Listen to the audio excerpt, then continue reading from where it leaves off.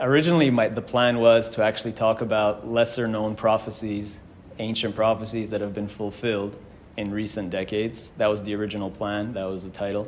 And then, while I was preparing that shiur, I was going through Masechet in Sanhedrin, where there's all these prophecies about the end of days. And then I caught something, and I was just like, wait a second. Something that I've read many times before, but now it just blew me away because it seemed to be describing exactly what's happening in Israel right now, with this whole crisis that, started with the whole Knesset versus Supreme Court thing, that the government is trying to take away some of the powers of the Supreme Court, and then that launched all these protests. And at the same time, you have this new rapprochement in the Muslim world, where Iran and Saudi Arabia, who were enemies for many years, are now reestablishing diplomatic relations, and also Syria and Assad is now welcomed back to the Arab community. And today also in the news, there was Hamas delegation visiting Saudi Arabia.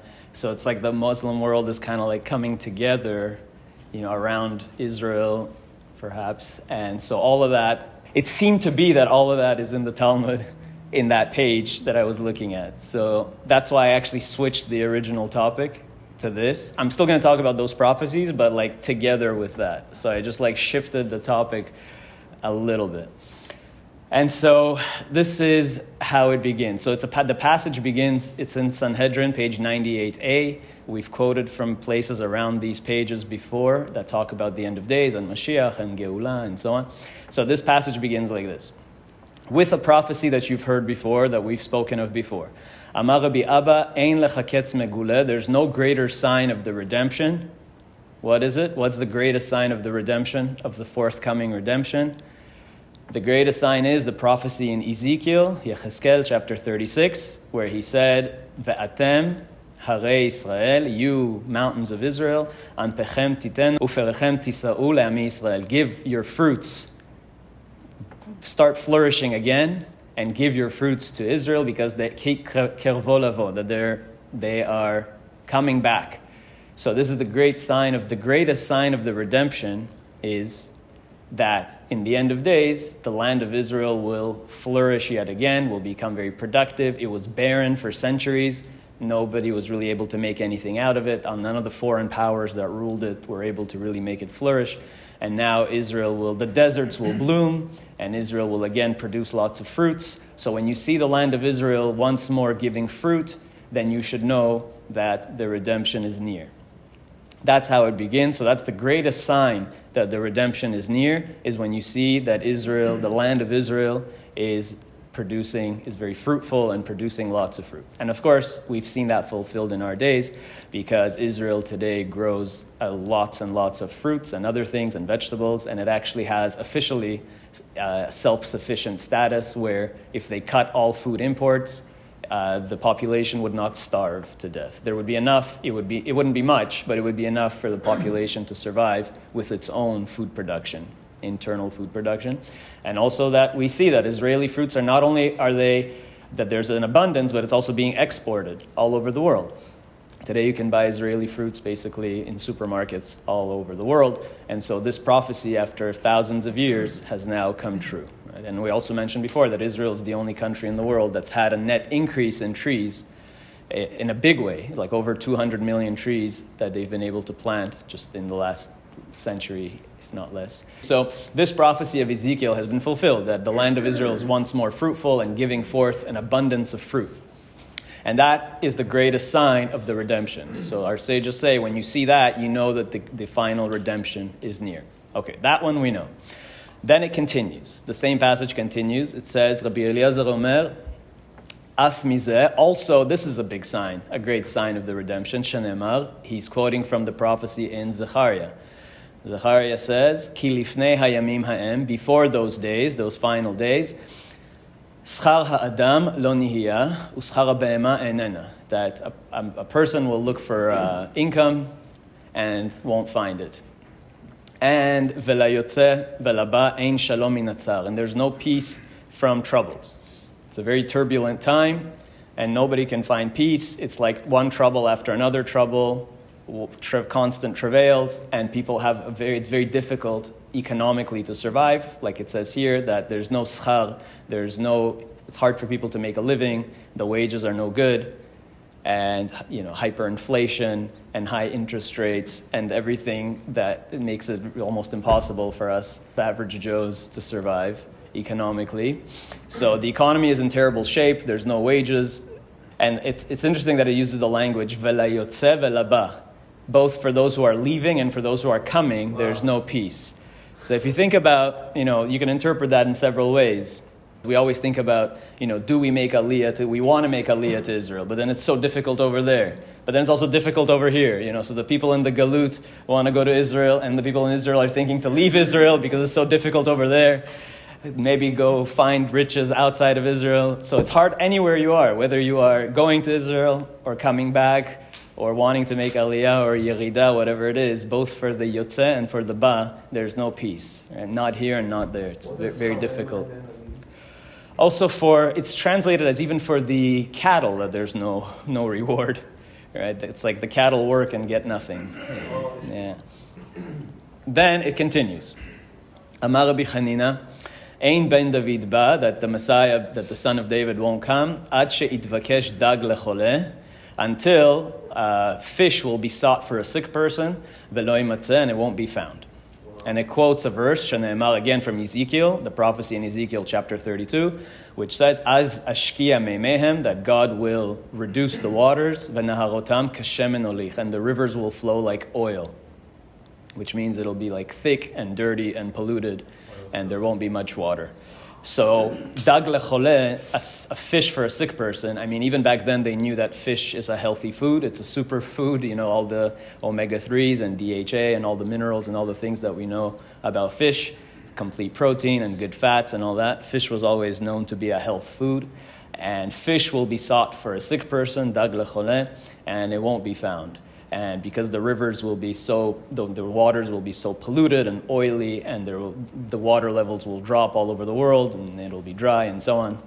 And if you know what's going on environmentally, you know today that both natural fish stocks are like depleted all over the world, and some people are saying that as soon as by 2050, there will be almost like no natural fish in the oceans, and we're going more and more towards fish farming, which actually just produces very sick fish.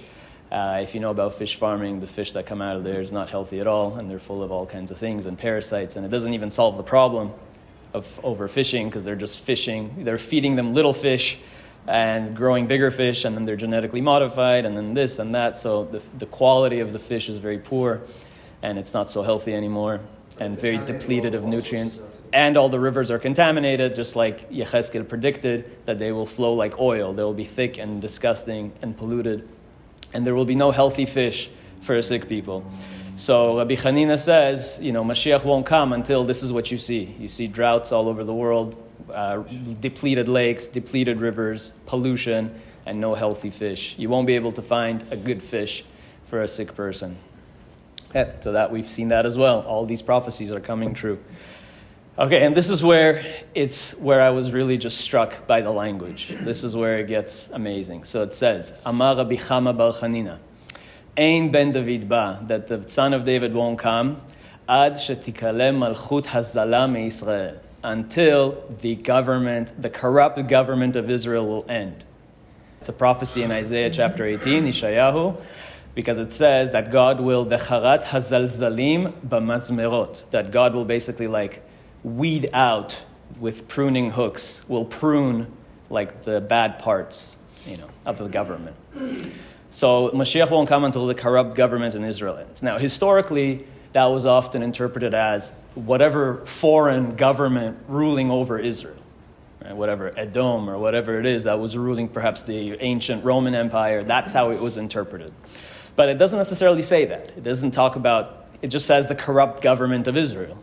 So literally, if you read it on the most pshat level, it's talking about actually the Jewish government. It's just that in times past, since there was no Jewish government in Israel, people read that and assumed it meant the non-Jewish government. But even the Ben Ish Chai comments here, and he says, "Akavanah al manhigei hador," that the kavanah is actually referring to the leaders of that generation. Shagama manhig nikra melech, because even though our leaders are not, the people in government are not kings, but Malchut can also refer to the government in general. It doesn't have to literally mean a king or a kingdom. So Ben Ish Chai is saying that it's not necessarily a foreign government. It's the leaders of the generation. Right? And even if they're not kings, just like we have today in the state of Israel. They're not kings, but it's still considered a Malchut. Until the corrupt government ends, Mashiach won't come.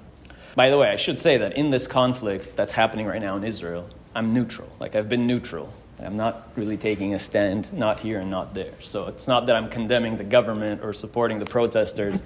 I'm going to talk about both here. So then it continues. Amar Zeiri, Amar Rabbi Chanina. So it continues. Ein ben David ba, Mashiach won't come, ad she'ikalu gasei haruach me'Israel. Until the gasei haruach, which means until the arrogant ones will cease from Israel.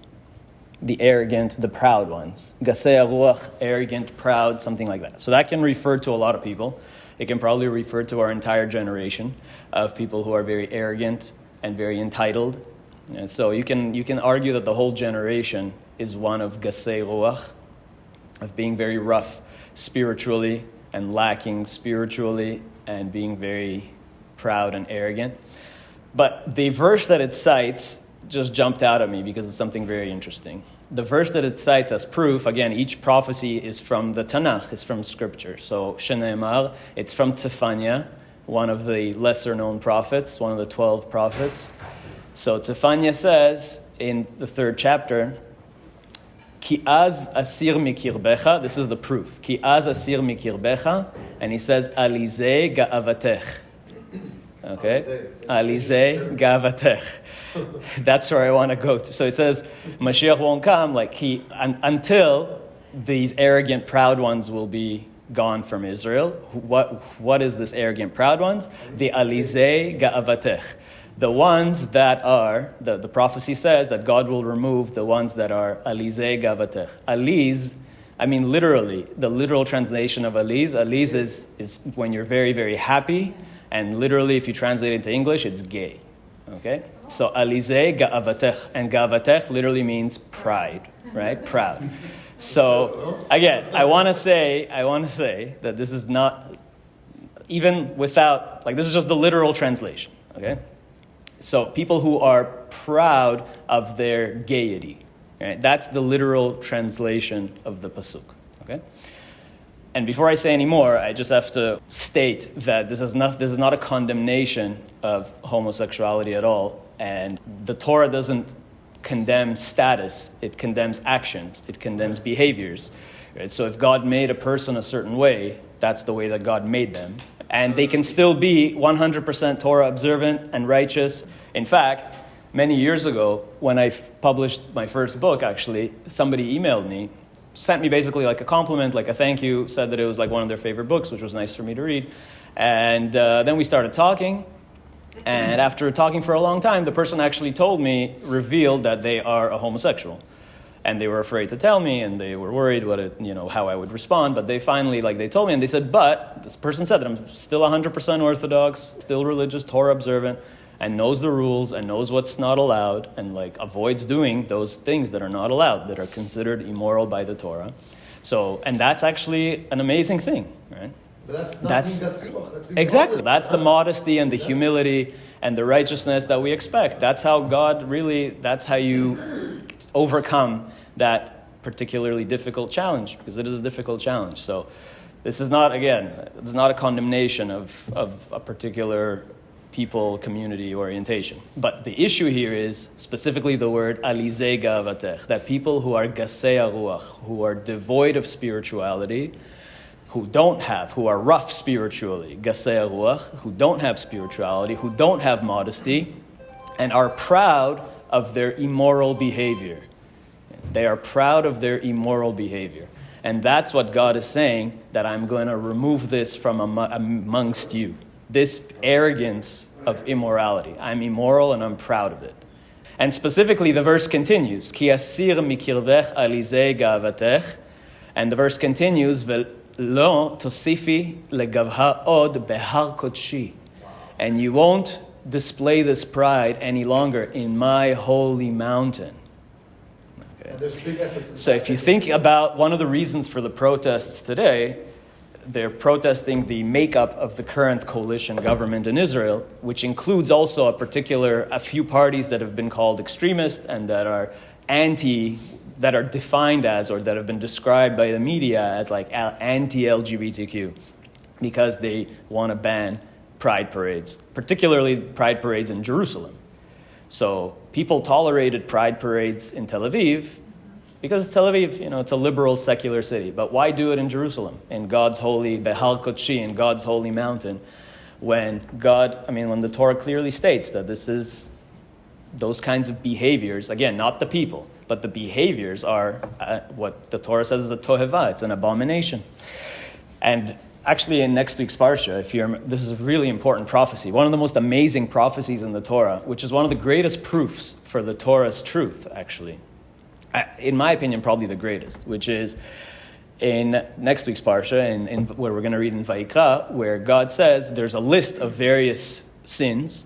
And then after that, after the list of sins, the Torah says, Al titam'u bechol ele, don't make yourself impure with all these sins. Ki bechol ele nitmehu hagoim, because through such actions, the goim, the nations that lived in Israel before you, were made impure. And I am sending them out. Asher ani meshaleach mipnechem. I am removing all those Canaanites and all those people because they sinned with these immoral behaviors. Ve'titma ha'aretz, and the land becomes impure because of the people. Ve'efkod avona alea ve'taki ha'aretz et yoshveya. The land cannot tolerate, Israel is a holy land, and it cannot tolerate unholiness and impurity and immorality. So the land will literally vomit out. That's what the Torah says. The land, teki ha'aretz, the land will literally vomit out yoshveya, its inhabitants, if they engage in such behaviors. And the Torah continues, it says, Ushmartem atem et chukotai ve'et mishpatai, you shall fulfill my laws and my judgments and my ordinances, ve'lo ta'asu mikol ha'toevot ha'ele, and do not commit these abominations. Ha'ezrach ve'hager, both the citizen of Israel, the Jewish citizen, and hager, and the stranger that lives among you, hagar betochechem. Both the Jew and the Gentile who lives among you. If you're in the Holy Land, the land cannot tolerate such behavior. Because the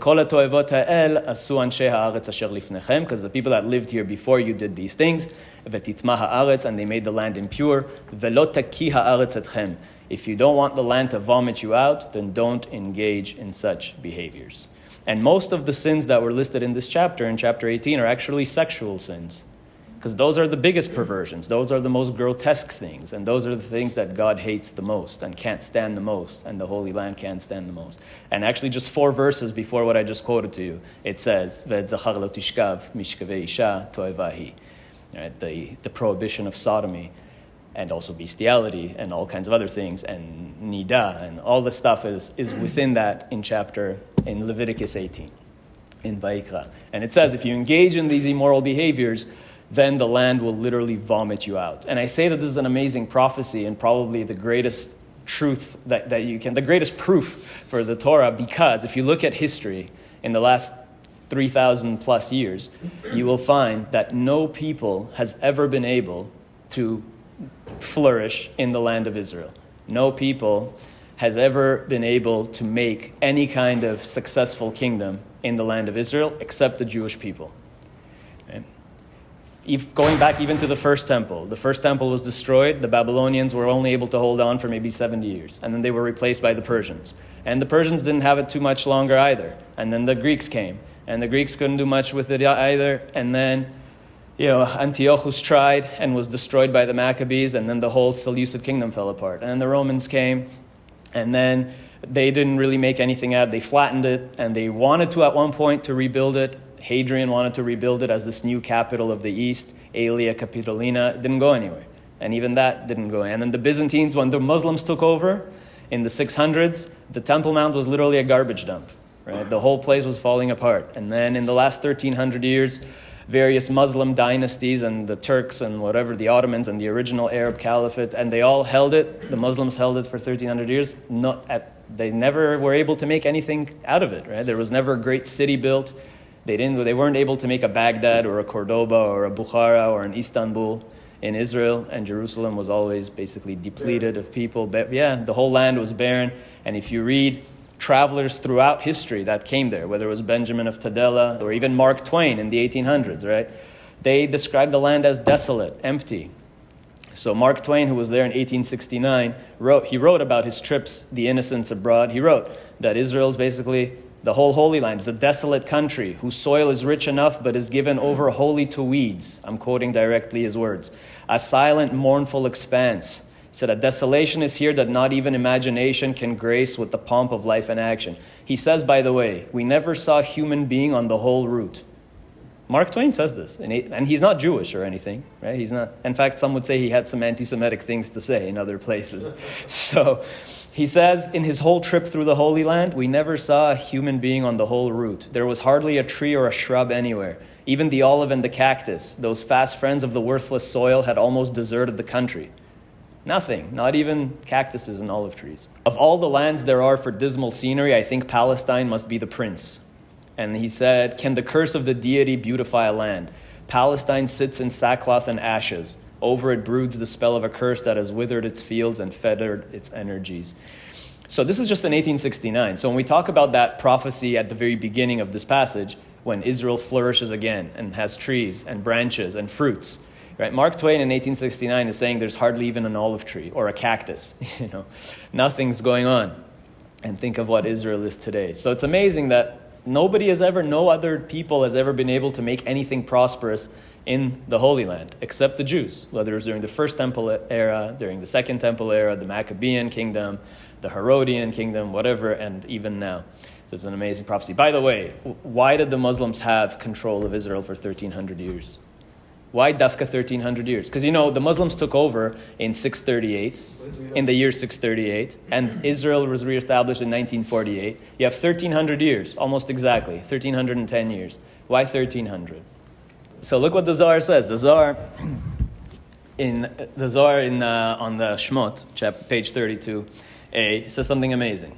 It says, remember God told Abraham to expel Ishmael. He said, Yitzchak is the one that's going to inherit you. Don't worry, I'll take care of Ishmael. I'll give him other lands. There will be 12 princes that'll come out of him. But the Holy Land is for Yitzchak and the progeny through Yitzchak. But Abraham came to him and said, he came before God, and he told him, that he said, Ishmael also circumcised himself. So shouldn't he also have a portion within you? And he told him, and not only that, not only that, but he circumcised himself as a 13-year-old. That's very hard. Right? Imagine being a 13-year-old kid, because if you count, God came to Abraham, thank you, when he was 99. And Ishmael was born when Abraham was 86. And God came to Abraham when he was 99 and gave him the mitzvah of circumcision. And so Abraham was 99 when he circumcised himself, okay, but Ishmael was only a 13-year-old kid. That's hard. And then Yitzchak was born the following year and was circumcised on the 8th day. So Abraham said, listen, Ishmael also did the circumcision. He also has a portion of the covenant here in some way, and he did it when he was 13. So he should also have chulka bach kmo Yitzchak. He should also have a portion within you and within your land, like Yitzchak does.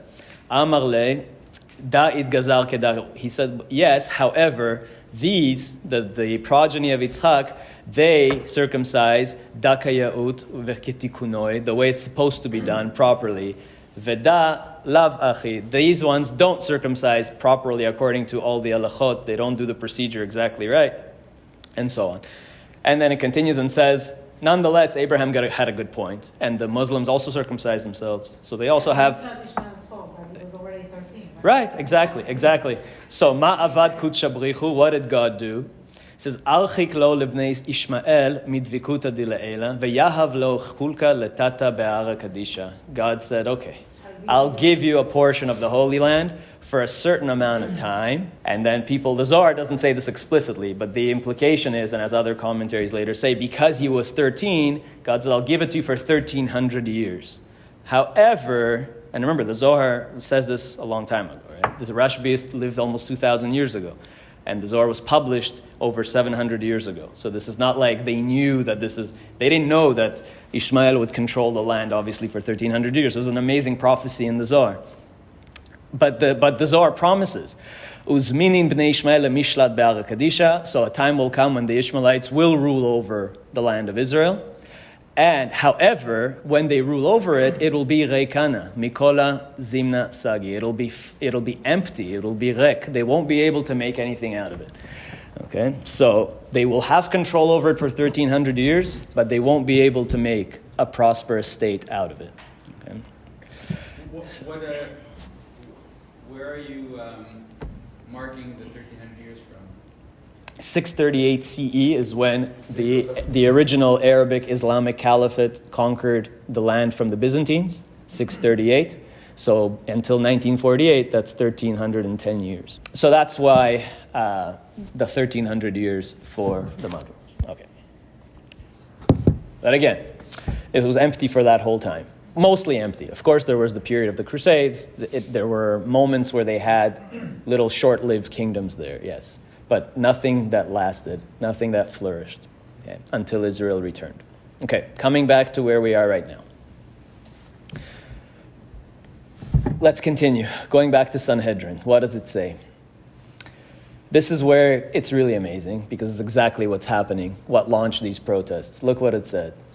I'm just continuing the page in Sanhedrin. Amar Rabbi Simlai, Ein ben David ba, the Messiah will not come, the Son of David won't come, ad sheiklu kol shoftim v'shotrim mi'Yisrael, until all of the judges and officers and officials and lawmakers will be removed from Israel. How do we know? Shene'emar, Isaiah said in chapter 1, V'ashiva yadi alaich, God is going to put his hand back upon us, Ve'etzrof kabar sigaich, and God is going to basically purify us and remove Ve'asira kol b'dilaich, remove all the dross from all this. He's going to refine us, basically. And a verse that we say often, Ve'ashiva shoftecha kavarishona, ve'yoatzaich kavatchila. And I will then return the proper shoftecha, the proper judges and lawmakers, and yoatzecha, and the advisors. Right? I will restore the original, the proper officials and leaders. So the corrupt judges and the corrupt lawmakers will be removed. And the authentic, real, spiritual, godly, holy judges will be restored. And this, going to the protests in Israel, I mean, you have both sides are corrupt. It's not like, we agree on the one hand with the Knesset because the Supreme Court really does have too much power and does need to be reformed, and most of Israeli society understands that some reform was necessary. On the other hand, we also understand that the government in Israel is full of corruption, and a whole bunch of them were already, were indicted for various things and accused of various things, and some of them even sat in jail. So the whole government's corrupt, and the continuation here is really incredible. Okay, so this is the line that I really wanted to focus on. The Sanhedrin continues, says, Amar Rav Papa, I batle Yehire, batle Amgushe. If you get rid of the Yehire, you will get rid of the Amgushe. If you get rid of the Dayane, that we know is the judges, okay? Let's see. I'm going to define all of them. If you get rid of the Dayane, you get rid of the Gzirpate.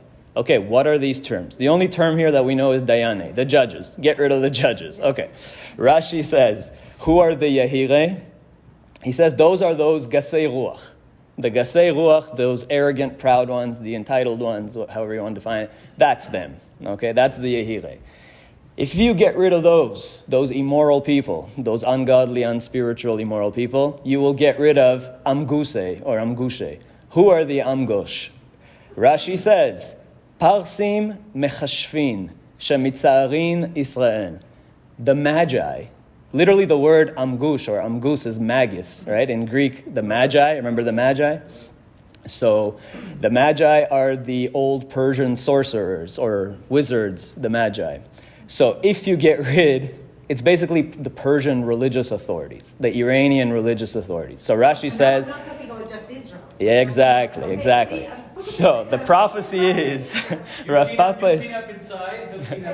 Exactly. So Rav Papa is saying an amazing prophecy. You clean up the Gasei Ruach from Israel, God will remove the Parsim, those Iranians, Shemetzarin Israel, that trouble Israel, those Ayatollahs, those religious wizard sorcerers, the extremists in Iran that are constantly troubling Israel. Unbelievable when you consider who's financing Hamas and Hezbollah and Islamic Jihad, and who's the biggest enemy of Israel today on the world stage and is constantly threatening to destroy Israel and is looking for nuclear weapons. And of course, the world doesn't care. Oh yeah, those people they just want nuclear weapons for peaceful purposes, even though they're literally telling you out loud while burning Israeli flags and American flags that we will blast, we want to destroy you and flatten you and get rid of you. And of course, the world never takes these things seriously. And so if you get rid of the Gasei Ruach, we'll get rid of the Iranians who are troubling you. Okay, that's what it means. Batlei Amgushe. Okay, and then if you get rid of Batlei Dayane, if you get rid of the judges, you will also get rid of Gzirpate. Who are the Gzirpate? And Rashi says those are the Shoftim in Israel, the judges in Israel, Ovdei Kochavim Choftin et Israel. So those false judges who are actually idolaters and heretics, who are actually damaging Israel from the inside. So what are those two words again? Yeah. Dayane are the judges, and Gzirpate are the Shoftim. So what's the difference between a Dayan and a Shofet? Because sometimes we confuse those words, because they both seem like judges, right? We translate both as a judge. But what's the difference? A Dayan is literally like a court judge, like a Supreme Court judge is a Dayan. A Shofet is more of like a lawmaker. A legislator, exactly. Shofet's a legislator. So you get rid of, so really what Rav Papa is saying here in the Talmud is that both sides are corrupt. Both the judges and the lawmakers, it doesn't matter. They're both sides, And also, if you remember the Shoftim, we made a bit of a chidush last time when we talked about Tu B'Shvat a few months ago. If you remember, there was this idea of a Shofet actually being like a prime minister, essentially. If you remember that idea, how we had the Shoftim in the Tanakh, how there was 15 Shoftim, and perhaps 15 prime ministers in Israel. So there's also this connection of Shoftim and more like the prime minister, like the main legislator of the country. So there is that as well. Okay. To go back to the, how much time do we have? To go back to the Amgushe for a second. Why is this important? Where did Iran come from suddenly? Today for us, Iran is the main oppressor. So what does this have to do with end of days? So there's a famous prophecy in the Midrash. You've heard this before, I think. It's mentioned in a few places in the Midrash, in various Midrashic texts. So I'm quoting from Yalkut Shimoni, from a very important chapter that really it's very long, and we're not going to go through all of it. But it's basically commenting on chapter 60 of Isaiah, of Yeshayahu, which is an important chapter to read in and of itself. It's an amazing chapter, has many prophecies that have come true. And then the Midrash, Yalkut Shimoni, on this chapter goes through line by line and basically tells you everything that's going to happen in the end of days. So it's chapter Remez 499 of Yalkut Shimoni on Isaiah. So if you read that, you go on Sefaria and read it in depth from start to finish. It's really fascinating. But I'm just quoting one section from it that's relevant to this. Amar Rabbi Yitzchak. So, Shana shemelech HaMashiach nigla, in the year that Mashiach will come, Kol malchei umot ha'olam mitgarim ze beze. All the different countries and nations are kind of fighting each other.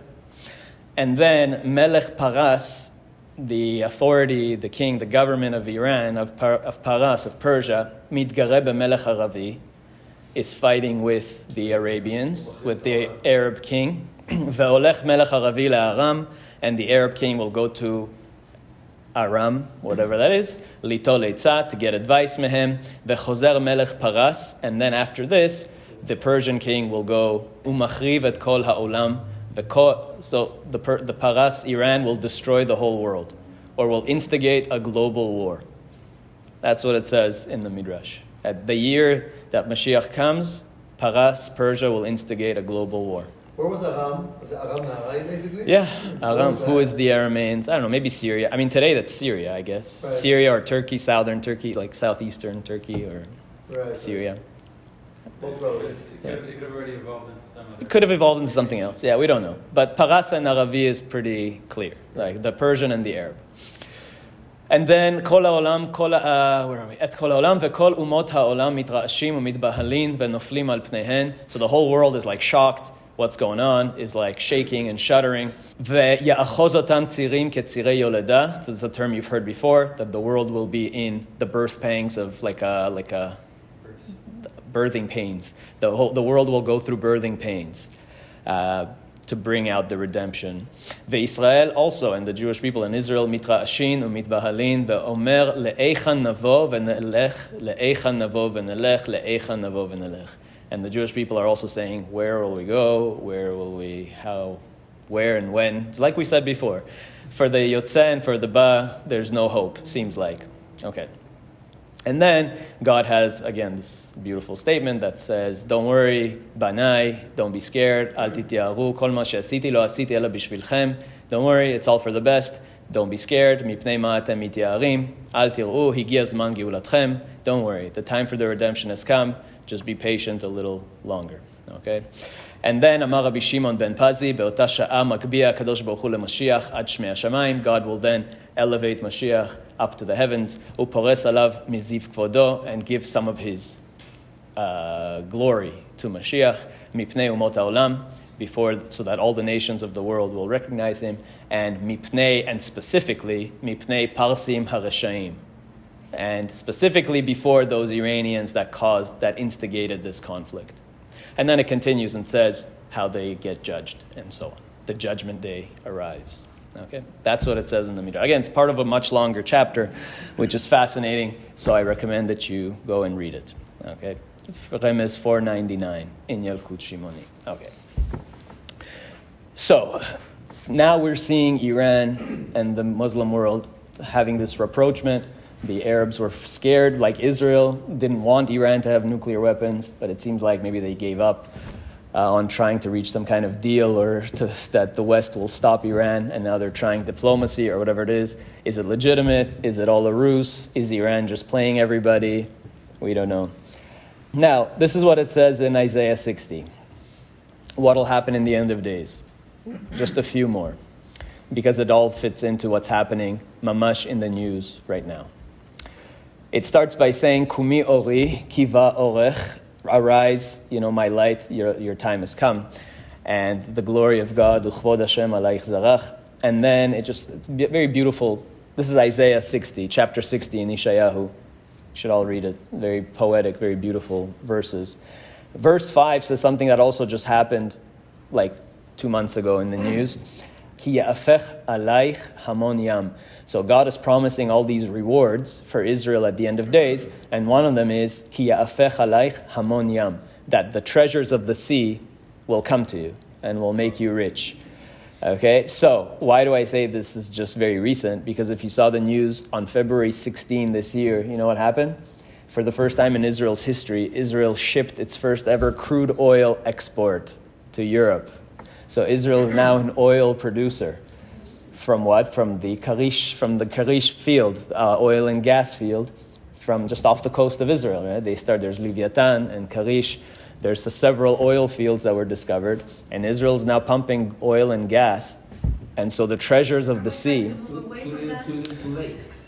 Not at all. It's a perfect time. Listen, the world still needs it. Yeah, nobody's selling it now. Russia, nobody wants Russian oil, so there's demand for it.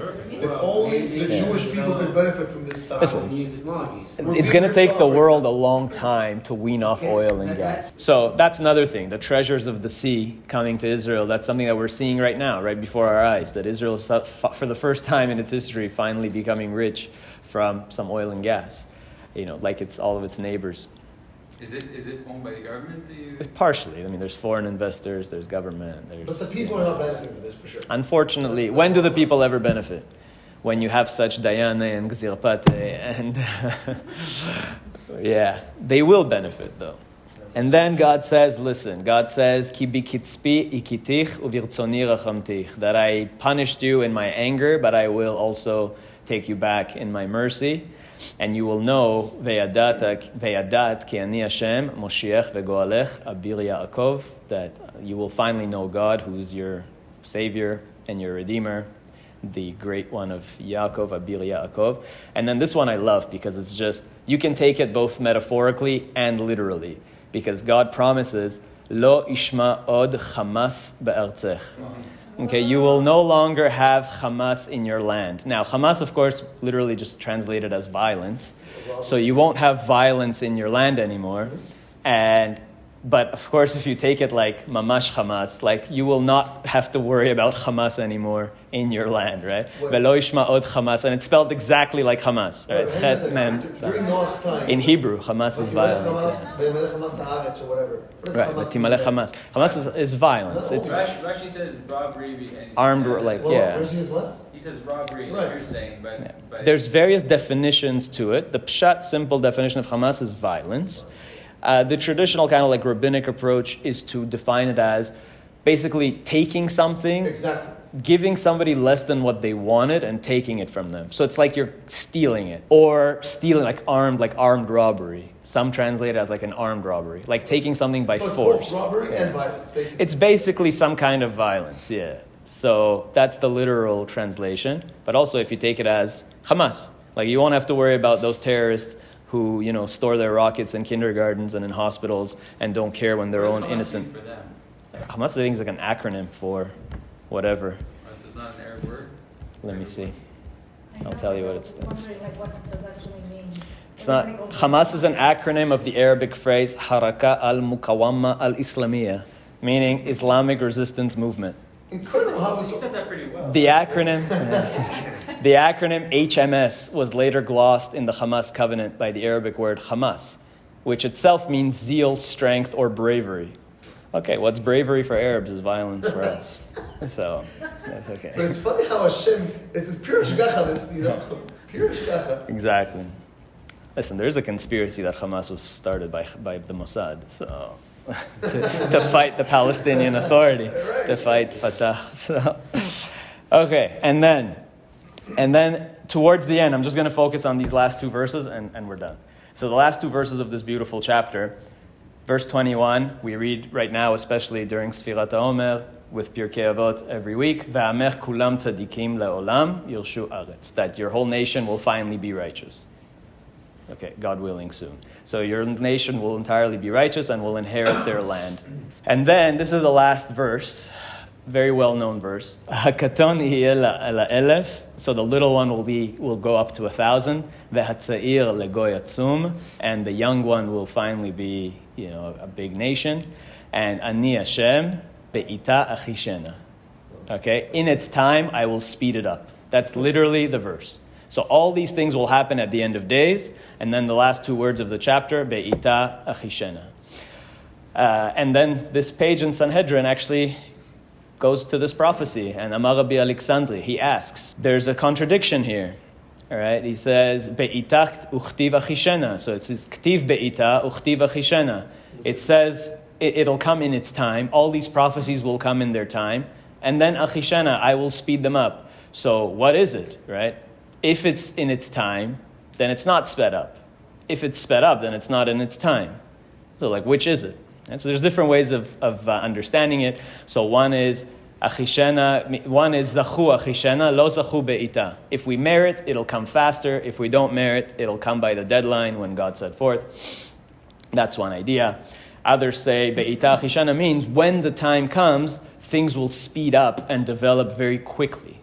So events will happen so fast that one step at one thing after the next, one trouble after the next, one birth pang after the next, and things will just accelerate. And even just society in general, things will speed up so quickly. The world will change so quickly. If you look at the last 100 years, 150 years, how the world's transformed in every way, socially and politically and economically and technologically, things will just develop faster than you can even comprehend it. Now, when I saw this, I thought about that, be'ita achishena, of when did this really start for Israel, the redemption, where everything just sped up. For hundreds of years, thousands of years, Jews are trying to come back to Israel and reestablish something. Even in the 1500s, Don Joseph Nasi actually got permission from the Ottomans to create a semi-autonomous Jewish state. They even gave him a title, to be the Lord of Tiberias. That was his official Ottoman title, and he already tried back then. to resettle the Sephardi exiles and to reestablish a Jewish state. And this was in the 1500s. So for hundreds of years, Jews are trying to reestablish in the Holy Land, and it's not working. When was that point where everything just sped up really dramatically? Oh, the Holocaust. Like, because of You could argue that it is the Holocaust, but even before the Holocaust, Israel was already, Jews were already when did it there. actually happen? For sure. So politically, Israel was able to form after the Holocaust. So in 2009, I was in Israel. I was in Tel Aviv. And I remember very clearly, like at that year was the centenary of the city. That was the 100th year since the founding of Tel Aviv. Tel Aviv was founded in 1909. So that number always stuck in my head. And when I actually looked up what happened in the year 1909, I saw that that's when some families from Yafo moved out and founded Tel Aviv in 1909. And that was really the first major city in Israel. And it grew very, very rapidly. And at the same time, actually, at the same exact time in 1909, the first kibbutz was founded, Deganya Aleph. Exactly. So in that year, things really started to take off in 1909. And this was during the second Aliyah. So in the first Aliyah, it didn't work. Most of the people who came ended up leaving. Didn't work. The second Aliyah, which happened right at this time, it started in 1904. And this in Tel Aviv and Deganya Aleph were both actually founded amidst the second Aliyah, which was successful. And since then, Israel just developed very, very, very, very rapidly from 1909 onwards. And it's interesting that in 1904, Herzl died. The same year that he died, the second Aliyah takes off, and then things just really speed up. And What year did he die? 1904. So the same year that he dies, the second Aliyah begins. And in 1909, you have this really monumental event taking place, and then the kibbutzim start spreading, and the model goes to other places, and new cities start building. So since then, Israel is really very rapidly progressing, and just a little bit after this, World War I starts. So then the British are able to take over the land from the Ottomans, and then they're able to give the Balfour Declaration, and then start working towards a Jewish state. So literally at this time, this is all starting to happen. From 1909 onwards, things just develop super, super quickly. And I thought about this and I said, maybe this verse, Be'ita Achishena, is actually somehow hinting to the year 1909. So then I did what I always do, and I took out my calculator. And I took the gematria of this entire verse. Hakatoni ela elef v'atzir ligo yatzum, ani Hashem Be'ita Achishena. What is the value of this entire verse in gematria? 1909. Okay? So I thought that was pretty amazing, and so I wanted to share that with you. So maybe that's what it means. Be'ita Achishena is that in 1909 is when the time would come, and that everything since then would go very, very rapidly. And here we are.